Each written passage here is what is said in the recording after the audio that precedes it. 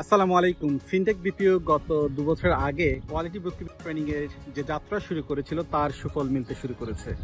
আমাদের ইয়াং প্রফেশনালরা গড়ে তুলছেন একের পর এক অ্যাকাউন্টিং আউটসোর্সিং প্রতিষ্ঠান।